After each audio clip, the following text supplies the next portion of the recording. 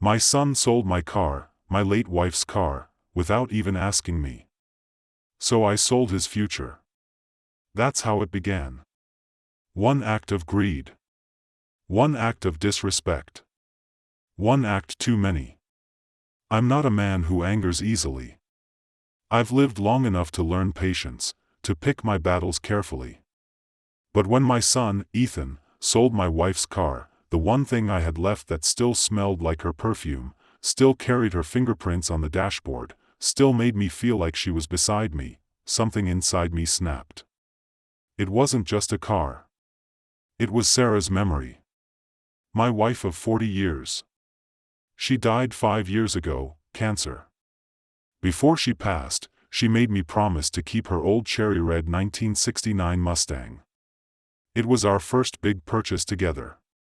We drove that car across the country when we were newly married. She made me promise that when I was gone, I'd pass it down to our son. Well, I did pass it down. Just not in the way she imagined. It started when Ethan came over one Saturday morning with his wife, Lily. They'd been struggling financially, or so they said. I helped them with their first house down payment, gave them money to start a small business, even helped them through the birth of their first child. But lately, I noticed something different. The calls weren't about visits anymore. They were always about money. Dad, I'll pay you back. Dad, it's just temporary. Dad, you have plenty. What's the harm? That day, Ethan showed up looking nervous but cheerful. Hey, Dad, I've got some great news. What kind of news? I asked. I finally sold the car. Got a great deal, too, 45 grand. My blood ran cold. What car? He grinned. The Mustang. It's been sitting here for years, doing nothing. Figured it was time to let it go. The guy who bought it restores classics. It's in good hands. I froze. My hands trembled. You sold your mother's car? The one she asked me to keep? He shrugged, like it was nothing. Dad, come on. It's just a car. You don't even drive it. You're always saying you don't need material things. I'll split the money with you if you want, but we really needed the cash. I didn't shout. I didn't cry. I didn't even speak. I just looked at him, really looked at him, and saw something I hadn't wanted to see before, a stranger wearing my son's face. I walked inside, sat in my chair, and said only 4 words, get out. Go home. He tried to laugh it off, but I didn't move. Didn't blink. He must have realized I wasn't joking because within minutes, I heard the front door close. That night, I went to the garage. The empty space where the Mustang once sat felt like a grave. I sat there for hours, staring at the oil stains on the floor, remembering Sarah's laughter, the road trips, the late-night drives with her hair flying in the wind. By dawn, I knew exactly what I had to do. Ethan thought he sold a car. He didn't realize he'd just sold his inheritance. You see, my wife and I had built a comfortable life. Between real estate, investments, and savings, our estate was worth several million. Sarah and I always planned to leave it to Ethan and our grandkids. But now? Now, I couldn't leave that legacy in the hands of someone who saw love as a transaction. Over the next few weeks, I called my lawyer. Quietly, methodically, I rewrote my entire will. Every property, every stock, every penny, transferred to a charitable foundation in my wife's name. The Sarah Hale Foundation for Single Mothers and Cancer Research. I left Ethan one thing, a single silver key. The key to the garage where the Mustang once sat. A month later, he came back, this time furious. Dad! I just found out from your lawyer. What the hell is this? You're cutting me out? Over a stupid car? I met his rage with silence. Then, finally, I spoke. It wasn't a car you sold, Ethan. It was your mother's heart. And mine. He looked stunned, then desperate. "Come on, Dad. That's not fair." I smiled faintly. "Neither was what you did." He shouted, begged, even threatened to contest the will. But it was airtight. Every cent was already transferred. Years passed. The foundation grew. I started seeing letters, mothers thanking me for saving their children, survivors sharing how Sarah's name gave them hope. Each letter felt like a piece of my wife's spirit living on. Meanwhile, Ethan learned what it truly meant to value something after it was gone. His business collapsed. His house foreclosed. He reached out once, asking for a loan. I sent him the silver key, taped to a note that said, "This opens the garage. Go look at what's left." He did. And all he found was an empty space, and a plaque on the wall that read, "Some things, once sold, can never be bought back." That was the last time he ever spoke to me.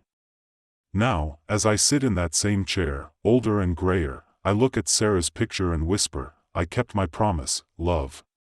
The car's gone, but your memory drives something far greater." And I know, somewhere, she's smiling. Because the Mustang wasn't just a car. It was a test.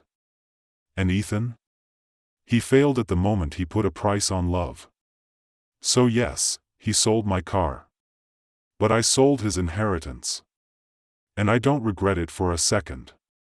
The air in the house felt heavy that evening, the kind of stillness that only comes after a storm has passed. I sat in the living room, the dim light from the lamp washing over the photographs lining the mantel. There she was. Sarah, her eyes laughing even in stillness, her arm looped around a much younger me. We looked happy, untouched by the things that time and loss would bring. I reached out, tracing her smile with my fingertip. "You'd have known what to say to him," I murmured. "You always did." But even as I said it, I realized, no, she wouldn't have stopped me. Sarah had always believed in teaching lessons, not out of cruelty, but out of love. She used to say, "Money doesn't ruin people, Henry. It just shows you who they already are." And she was right. I poured myself a small glass of whiskey and walked to the window. Outside, the garden was quiet. The trees swayed slightly in the winter breeze, and the moonlight poured across the yard like silver dust. For the first time in years, I didn't feel angry. Just resolved. Ethan's voice used to echo through this house, laughter, footsteps, music from his teenage years. But those echoes had faded. What remained was peace. A peace earned the hard way. A few months later, a letter arrived at my door. It was from Lily, my daughter-in-law. Her handwriting was shaky, smudged in places as if she'd been crying while writing it. "Dear Henry, I don't expect you to forgive Ethan. But I wanted you to know he's been different lately. Quieter. He talks about Sarah often. He regrets what he did, though I know that doesn't change anything. I just thought you should know, he's learning the hard way what you tried to teach him." I read it twice. Then folded it carefully and placed it in the box where I keep Sarah's old letters. Maybe one day, when I'm gone, someone will open that box and read them all, and understand how every choice I made came from love, not vengeance. It wasn't about punishing Ethan. Not really. It was about reminding him, reminding myself, that respect, gratitude, and memory are worth more than any check he could cash. People think revenge is fire and fury, screaming, destruction, finality. But real revenge, the kind that lasts, is quiet. It's calm. It's justice wrapped in grace. When you take back what was stolen, not just your things, but your dignity, your peace, that's when you win. So no, I didn't ruin my son's life. I just stopped financing his ignorance.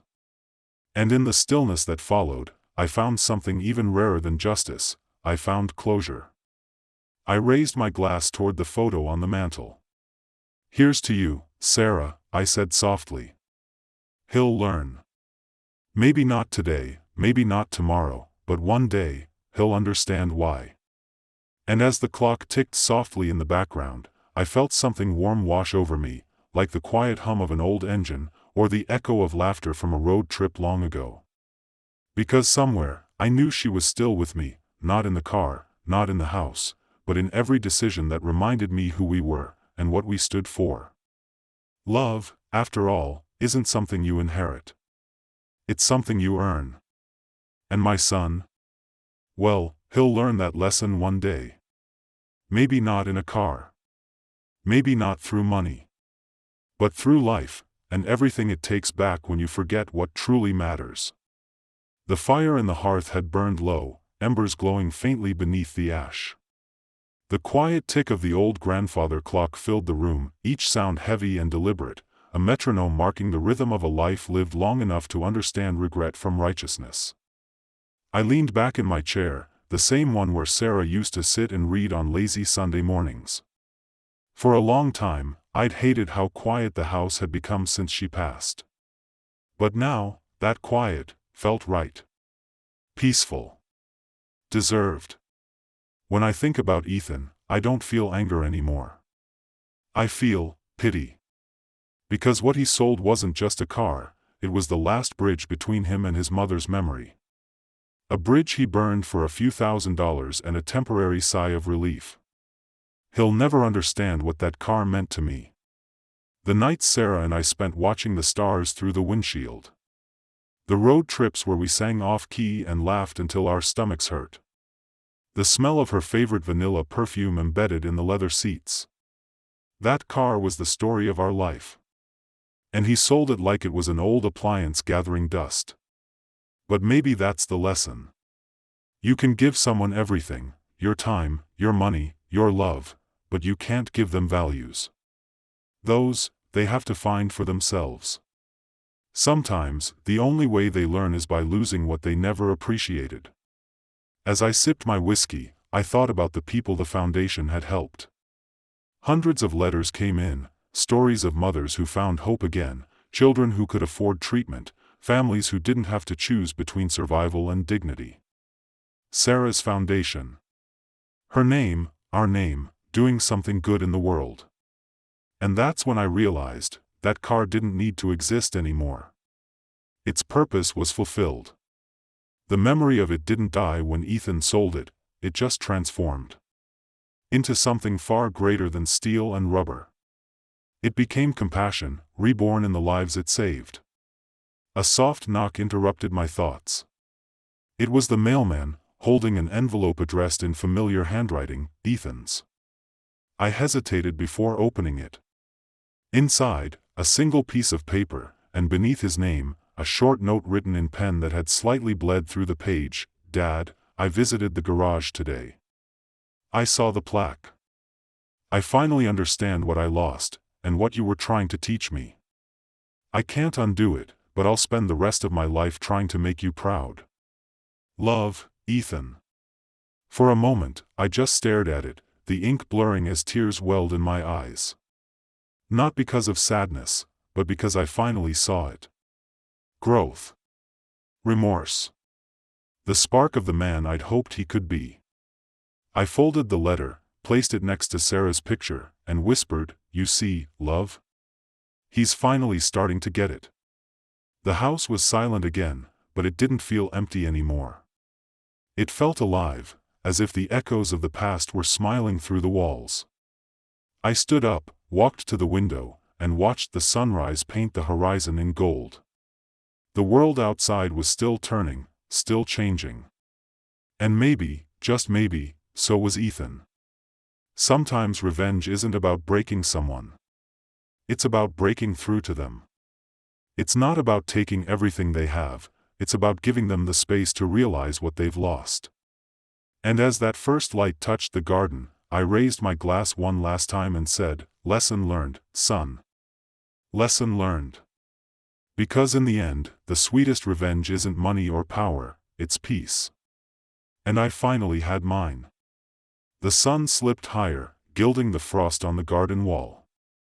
I let the warmth hit my face, that slow dawn light that makes everything look softer, as if the world is offering a quiet apology for the darkness that came before. I thought of Sarah again, her voice, her laughter, the way she used to tilt her head when she wanted me to see something clearly. "People don't learn from comfort, Henry," she'd once said. "They learn from the weight of what they lose." I used to think she meant grief, now I know she meant growth. Ethan had to lose something he could measure to finally see what he'd misplaced inside himself. Maybe that's the curse and the gift of parenthood. You spend your whole life giving them everything, and in the end, you teach them by taking something back. The days after his letter came were quiet. He didn't call, and I didn't expect him to. But every now and then, a small envelope arrived, updates from his new job, pictures of the kids, small notes like, "Dad, taught Lily how to change the oil today. Bought an old Ford. Restoring it myself. Thank you for not giving up on me." Little things, but they meant more than any apology could. He was changing, and maybe that was enough. One evening, years later, I walked to the garage again. The plaque was still there on the wall, the silver key hanging beneath it. The space was empty, but it didn't ache anymore. It felt like a chapter that had finally found its last sentence. I closed my eyes and whispered, "We did it, Sarah. He's on his way." The wind outside caught the chimes by the door, making them sing that soft metallic song she loved so much. For the first time in a long time, I smiled, really smiled. Because sometimes, revenge isn't about destruction. It's about direction. It's about turning pain into something that points the lost back home. And as I turned off the light and stepped into the cool night, I felt it, that gentle, invisible presence that told me she was walking beside me again. I didn't need the car anymore. I didn't need the anger. I just needed this peace, earned slowly, honestly. The kind that comes when the story ends not with fury, but with forgiveness. And as the stars blinked awake above the quiet town, I whispered one last line into the night. Some lessons take years to learn, but the ones that stick, they're worth every mile. The scene fades slowly, the night sky stretching above the quiet house, a soft hum of crickets and the whisper of wind weaving through the trees. The camera lingers on the plaque in the empty garage, the faint moonlight catching the engraved words, "Some things, once sold, can never be bought back." Then it drifts toward the window, where a single lamp still burns.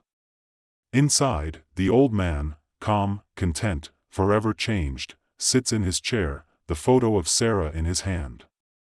His voice breaks the silence, low, steady, and full of something deeper than sorrow, truth. In the end, I didn't take revenge to hurt my son. I did it to wake him up. To remind him that what we build with love can't be priced, traded, or sold.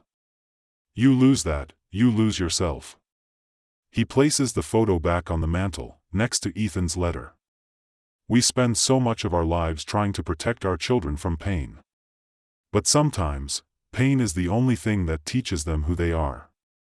And if that's what it takes for him to become a better man, then every quiet night, every lonely dinner, it's worth it. He exhales, slow and long, eyes drifting to the window where the dawn is breaking, a pale gold light spilling into the room. So if you ever find yourself betrayed by the ones you love, don't waste your life chasing vengeance. Find your peace. Let life teach the lesson for you. Because revenge fades, but peace stays. He smiles softly, not the smile of victory, but of release. And sometimes, that's the real revenge. Living well. Loving better. Letting go. The music swells, a slow, haunting piano melody. The screen fades to black. A few seconds of silence.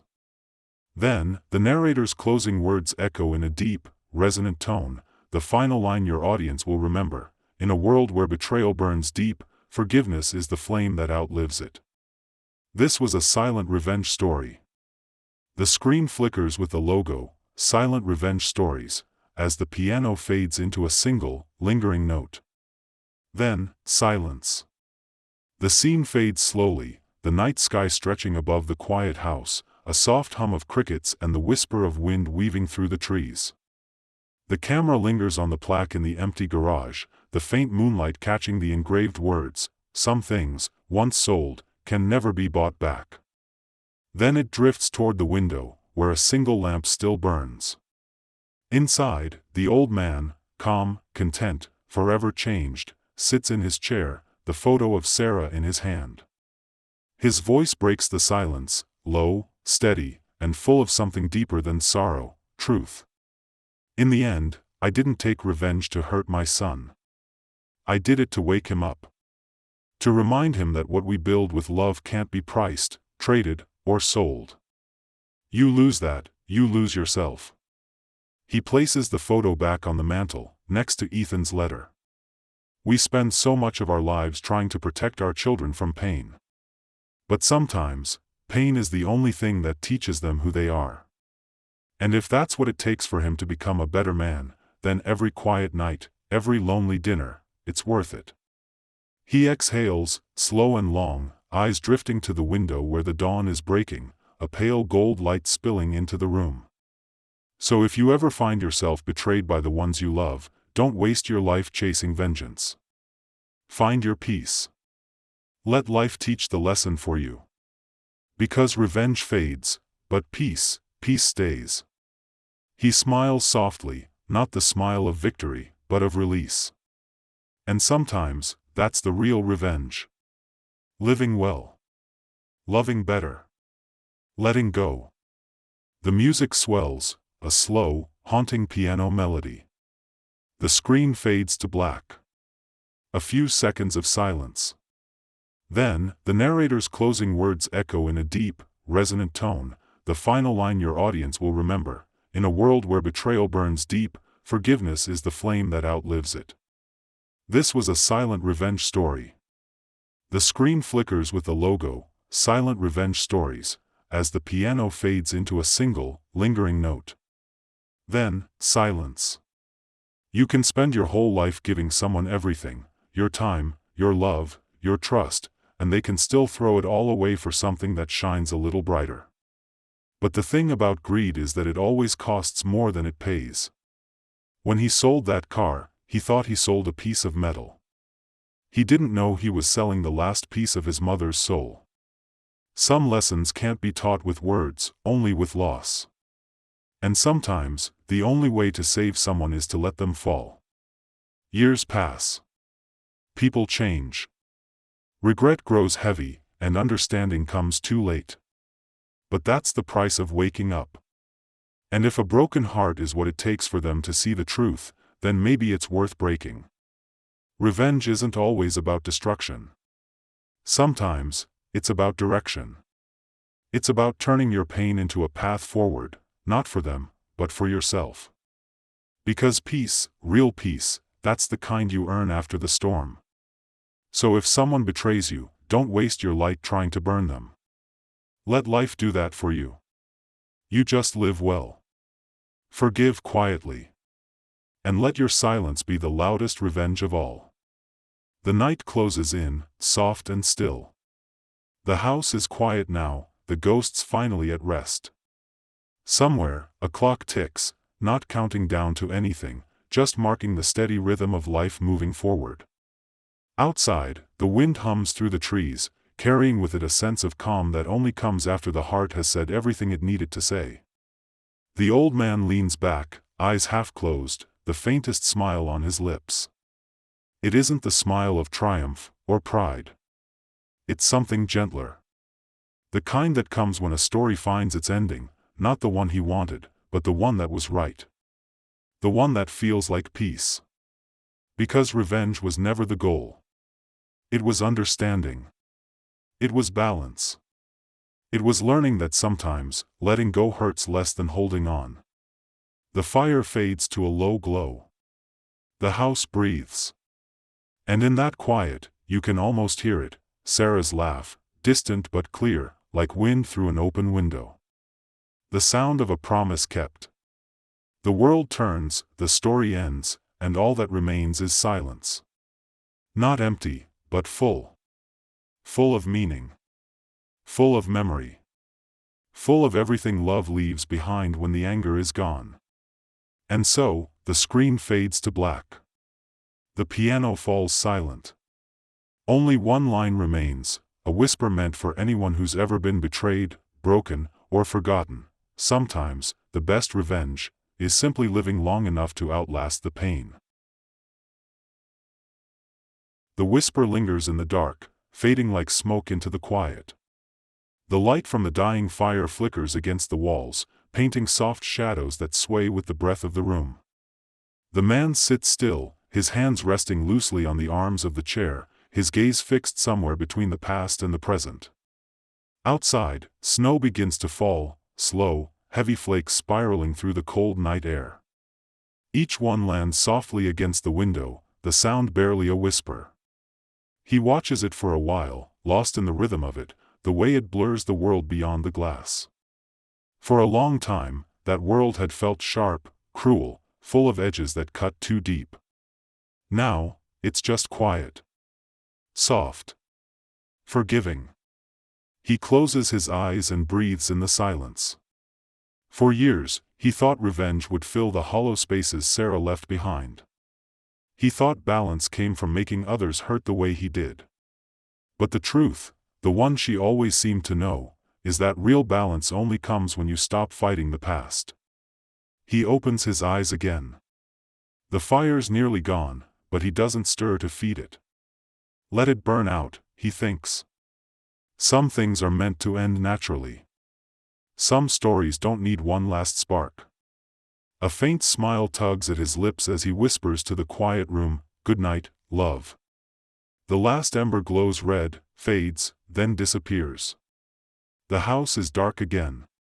But it isn't lonely anymore. The silence feels complete, a full stop at the end of a long, hard sentence.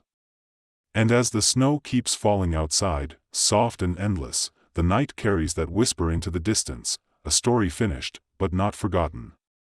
Because peace, once found, doesn't echo. It simply stays. The days that followed were slow, deliberate, and filled with an unfamiliar quiet that almost felt sacred. For the first time in years, he didn't wake up with bitterness gnawing at his chest or anger sharpening his thoughts. The house, once a museum of memories and ghosts, began to feel alive again. He started to notice small things, the way the sunlight touched the picture frames in the morning, how the air smelled faintly of pine and old books, the soft hum of life returning to a place that had been frozen in grief. He spent his morning sitting by the window, coffee in hand, watching the world outside rebuild itself with every passing day. It was strange, he thought, how time moved on whether or not you were ready. The seasons didn't wait for healing. The world didn't pause for pain. But somewhere between the hours and the years, the ache began to settle, transforming into something softer, something almost like gratitude. Not for the loss, but for the lessons it brought. He thought about his son often. There was still disappointment there, yes, but it no longer burned. It had become a quiet ache, a reminder of how love can bend, break, and sometimes rebuild in ways we never expect. He didn't know if forgiveness would ever be spoken aloud between them, but maybe it didn't have to be. Some forgiveness is silent, carried in the way you choose to live after the wound. He realized now that the inheritance, the car, the anger, all of it had been noise. Distractions from the truth that family isn't something you buy or give away, it's something you either nurture or destroy by your own hands. One afternoon, while sorting through an old drawer, he found a faded letter, something his wife had written years before her passing. The paper was brittle, her handwriting neat and soft. "If you ever lose your way," she had written, "remember that love doesn't need to be loud to be strong. It's in the choices you make when no one is watching." He sat with that letter for a long time, the edges trembling slightly in his hand. And for the first time in a very long while, he wept. Not out of sorrow, but relief. In the months that followed, he started volunteering at the local community center, fixing old furniture and teaching woodworking to kids who didn't have much. It gave him purpose, a quiet kind of joy that didn't demand attention. The same steady patience he once used to build a life for his family now built something for others. There was peace in that. A balance, finally restored. He never told anyone about what happened with the car or the inheritance. Some stories didn't need retelling, their power lay in what they taught you, not in how others heard them. The revenge that once burned so hot in his chest had transformed into something entirely different, a calm understanding that justice, when born from pain, isn't about punishment. It's about transformation.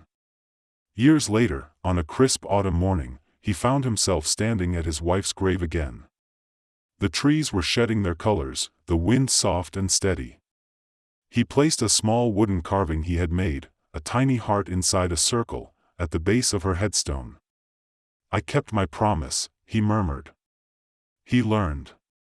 And so did I. The leaves rustled softly in reply, like her laughter had folded into the air itself. He stood there for a while, hands in his pockets, and smiled. For once, there was no anger left. No grief sharp enough to wound. Only love, quiet, enduring, and free. As he turned to leave, the camera of memory lingered, a man walking slowly down a leaf-covered path, the late sunlight wrapping him in gold. The shot widened, the world around him vast and peaceful. The narrator's voice, low, measured, almost a whisper, fades in one last time. Revenge is easy. Healing, that's the real work. But when you find it, when you finally let go, even silence feels like home. As winter crept in again, he found himself reflecting more often, sitting by the same window where he had once watched the snow fall in silence. The world outside moved on, neighbors came and went, children grew taller, trees lost and regained their leaves. Time had a way of softening everything, even the sharpest memories. But every now and then, a shadow of the past would pass through him like a cold draft, not painful anymore, just a quiet reminder of everything he had survived. He still thought of his son, though not with anger. There were days when he'd imagine what it would be like if his son suddenly appeared at the door, eyes tired, words clumsy, trying to apologize for everything. He didn't know if he'd open the door right away, not out of bitterness, but because forgiveness, true forgiveness, takes time. It's not a single moment, it's a slow, deliberate act that rebuilds trust brick by brick. One evening, as he was closing up his small workshop, he heard footsteps crunching through the gravel outside. He turned, expecting a delivery or a passerby, but there he was. His son, standing just a few feet away, older now, worn by years that seemed to have taught him lessons only loss could teach. There was no arrogance in his eyes anymore, no entitlement. Just something real, guilt, regret, maybe even hope. "Hi, Dad," his son said softly, hands shoved deep into his coat pockets. For a long moment, neither of them spoke. The silence stretched, heavy but not hostile. Then the old man sighed, setting down his tools. "You look tired," he said, his voice even, almost gentle. "I am," the son admitted. "I've been thinking about a lot of things. About what I did." He hesitated, glancing at the ground. "I was stupid. I thought I knew everything. I thought I deserved things I didn't earn." The old man nodded slowly, not interrupting. He could see the sincerity in his son's face, a humility that hadn't been there before. "I lost the business," his son continued quietly. "And the house. Turns out, money doesn't stay when you don't respect where it came from." He gave a small, sad laugh. "Guess I had to learn the hard way." A long silence settled between them. Then, almost without realizing it, the father stepped forward and put a hand on his son's shoulder. The gesture was simple, wordless, but it carried everything that needed to be said. "You learned," he murmured. "That's what matters." For the first time in years, they stood together, not as enemies or strangers, but as two men bound by blood and mistakes, both flawed, both healing. They walked inside, the air between them warm with unspoken understanding. Over the weeks that followed, they rebuilt something that had once seemed lost forever. Not perfectly, not completely, but honestly. His son started helping around the workshop, fixing old tables, sanding wood, asking quiet questions about things he never cared to learn before. They didn't talk much about the past, but the silence that filled those spaces was no longer uncomfortable. It was patient, forgiving. One snowy morning, the father caught his son laughing, really laughing, as he helped a young boy assemble a small wooden toy.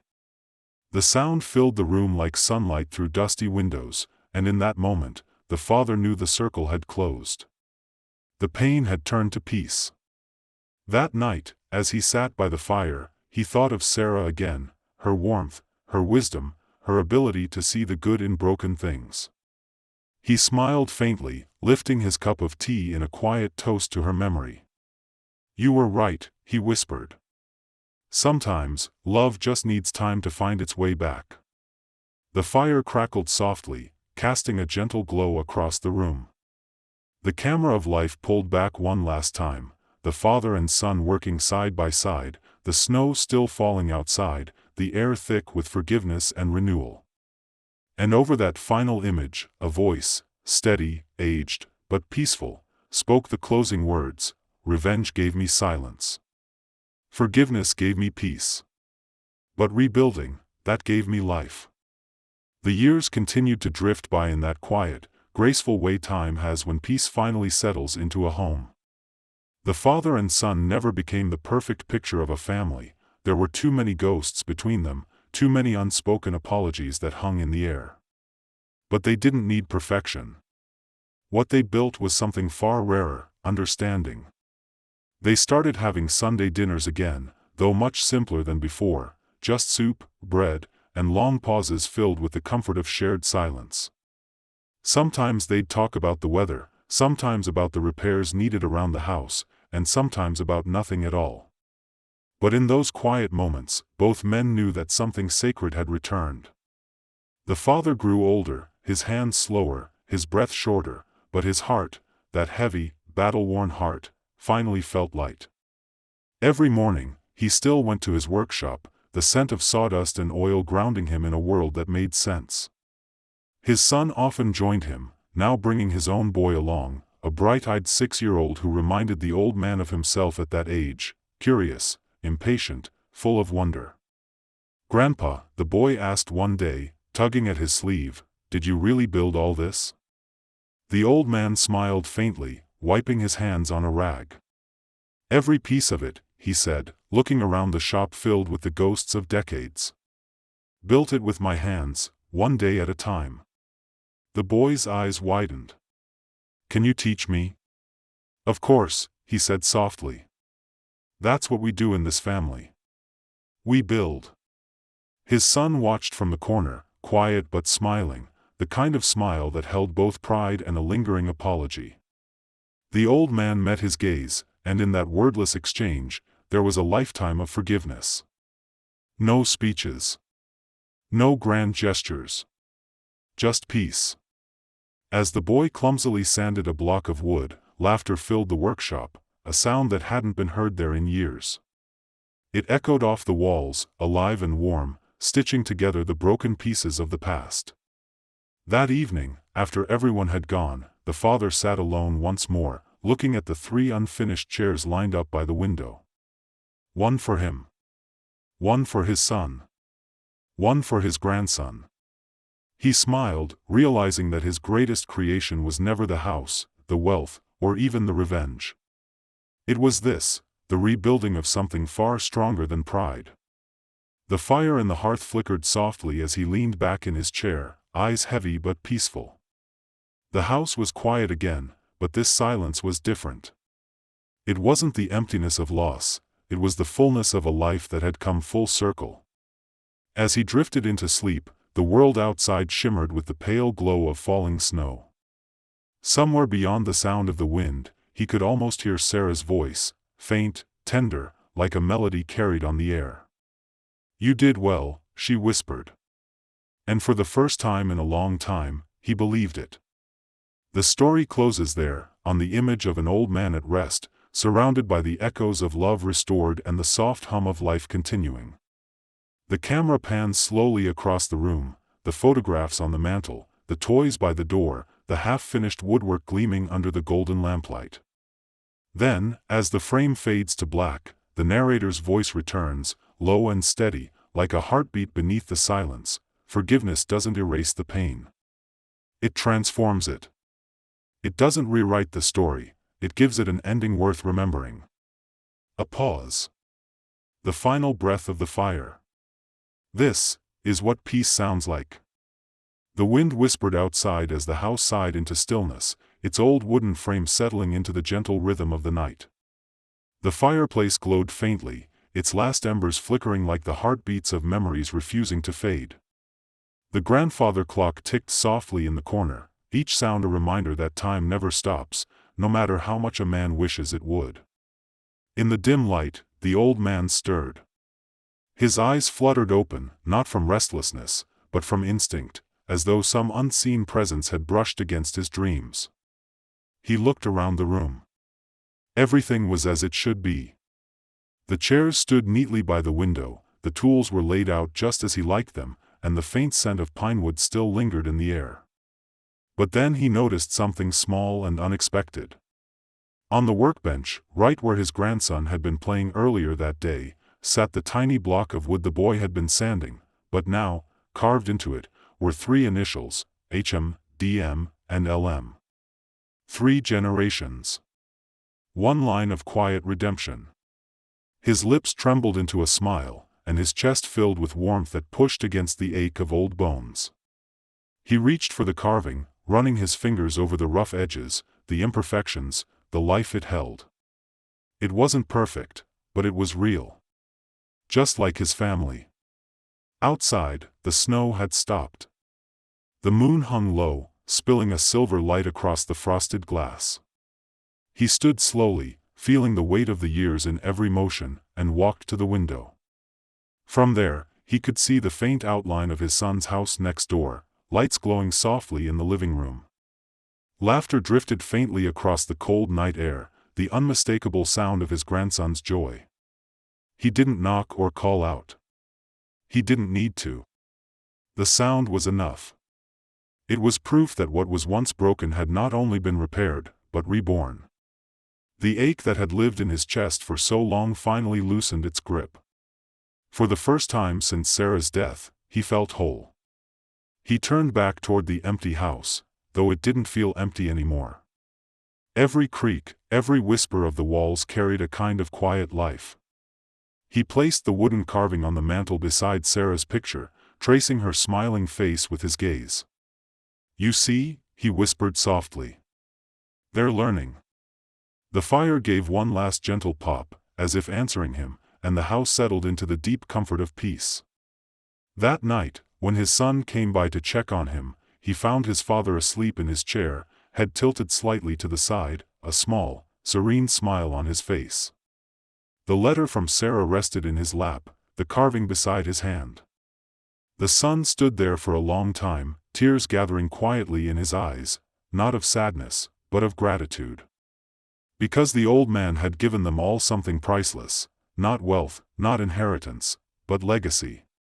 The camera lingers on that image, the warm firelight flickering across generations, symbols of love and forgiveness, before slowly fading to black.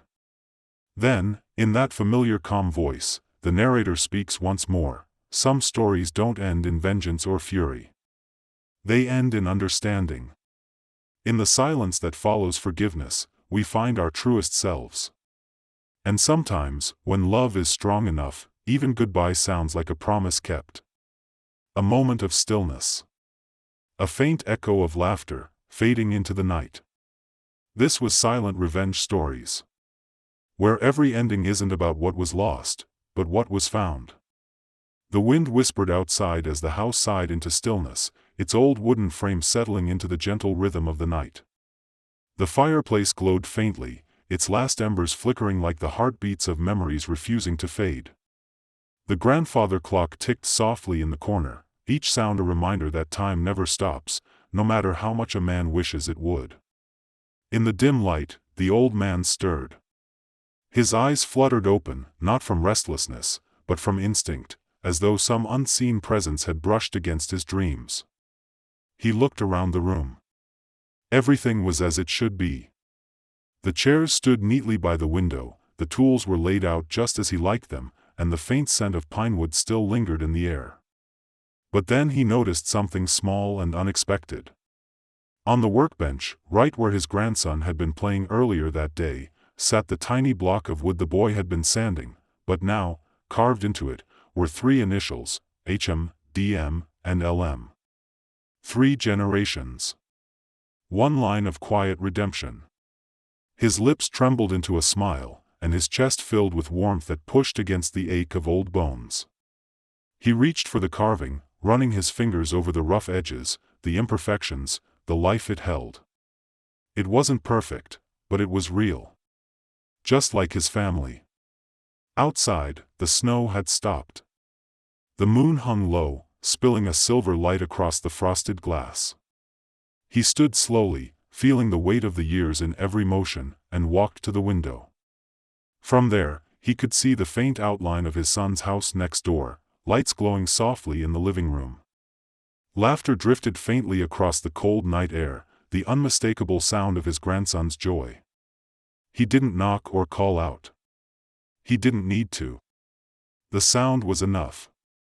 It was proof that what was once broken had not only been repaired, but reborn. The ache that had lived in his chest for so long finally loosened its grip. For the first time since Sarah's death, he felt whole. He turned back toward the empty house, though it didn't feel empty anymore. Every creak, every whisper of the walls carried a kind of quiet life. He placed the wooden carving on the mantel beside Sarah's picture, tracing her smiling face with his gaze. "You see," he whispered softly. "They're learning."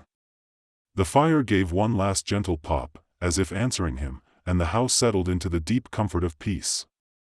That night, when his son came by to check on him, he found his father asleep in his chair, head tilted slightly to the side, a small, serene smile on his face.